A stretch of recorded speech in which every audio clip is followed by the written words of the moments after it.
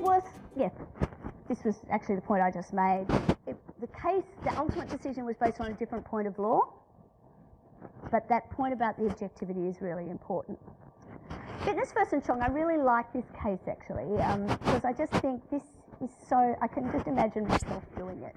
So Mrs. Chong, and really the key case here, this case gets cited a lot in student essays because it's an easy one to remember, and the facts are pretty straightforward, but it's actually just I think it's not a VCAT decision, I think it's the New South Wales Administrative Appeals Tribunal. It's a very low order decision, but basically the facts make it really easy to follow, and it follows the Alpha Farm case very closely, which is really the proper authority here. So Mrs. Chong did what I reckon many of us have done with a bit of a hangover on New Year's Day or not long afterwards. We're full of vim and vigour and we're going to change our lives, and she's gone in and she's joined a gym. So she's signed up, she's gone in, she's had a look around, she's talked to the salesperson, she's been given a form, and she's signed on the dotted line for a 12-month membership.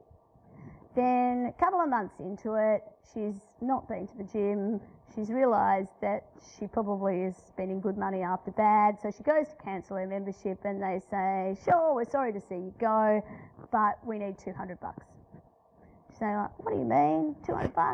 That's unfair. And they say, well, you signed the contract. The contract says that you're going to pay a $200 cancellation fee if you cancel this contract.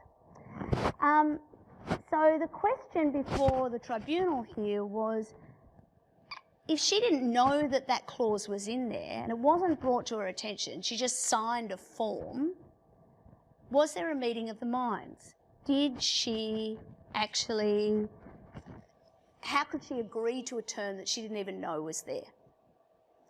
So what do we think about that? What do you guys think about it?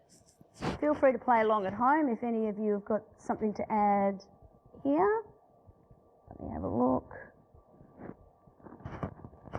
Sorry. Christina, you asked a question a little while ago. I'm going to come back and answer that later. Imogen.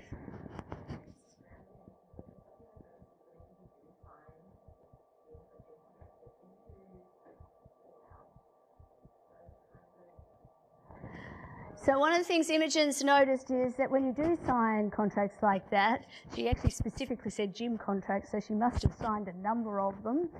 They specifically point out things like that. Yeah. Look, and that is good ethical business practice to point out the terms that can be onerous. Absolutely. But the question here, and there's quite likely a statutory compliance requirement to do that, because otherwise it's misleading or deceptive conduct, but I want to hone in on the common law point. If agreement is offer that's been accepted, and if a person who is accepting an offer doesn't know about one of the terms in that offer, can they be held to it? Tiffany, you look like you have a point of view on this.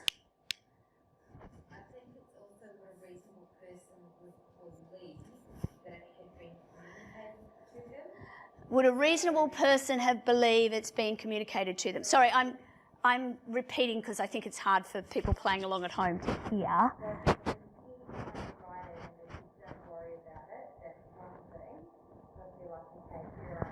So teeny tiny writing and somebody says don't worry about it, that's one thing, but if it's in... We'll talk about teeny tiny writing. That's actually a technical legal expression, by the way. We'll talk about all of that when we get into the last 3 weeks of this course. But right now, I really want to just go at the really high level. So, sorry, what's your name?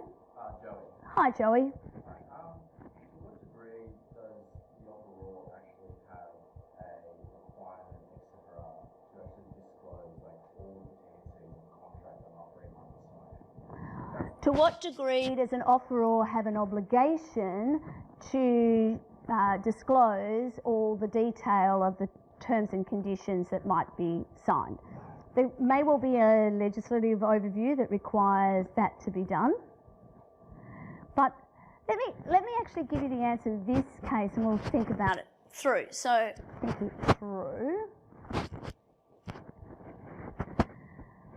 Basically, the tribunal held, and this has not been appealed because this is absolutely consistent with the law, that the parties didn't. First instance, the tribunal did hold this. The actual court decision that followed overturned it, and it's not gone any further because it is pretty straightforward. So the tribunal held that the parties didn't have consensus ad idem. She couldn't be held to something that she didn't know about. Appealed a court very quickly, single judge, and there's really no question in relation to this. If a person signs a document that looks like a legal agreement, smells like a legal agreement, is put in front of them on the basis that they can't use the products or services unless and until they sign that document, then a reasonable person would assume it's a legal document.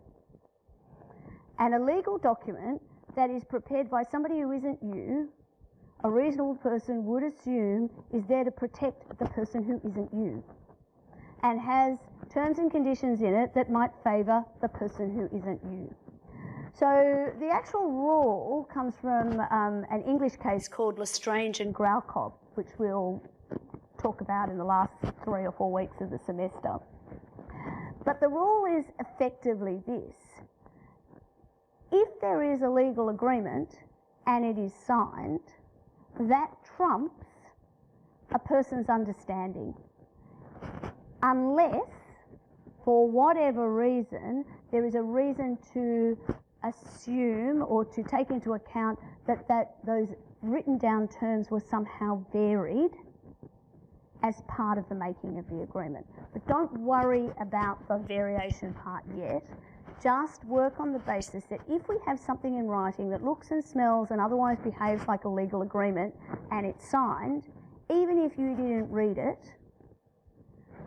then you are bound by those terms. Similarly, and those of you who've had a look at the Electronic Transactions Act will now realise that when you check the box to accept the terms and conditions that are on a link somewhere else that you might not even have read, it's got the words terms and conditions. It looks and smells like a legal agreement.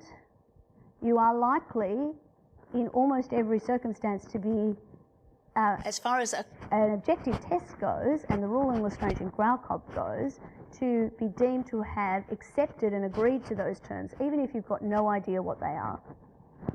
So in the early days of YouTube videos, there's a very amusing young woman called Natalie Tran. Have any of you come across her? She was a very famous YouTuber for a little while. If you can be a famous YouTuber, I'm not sure.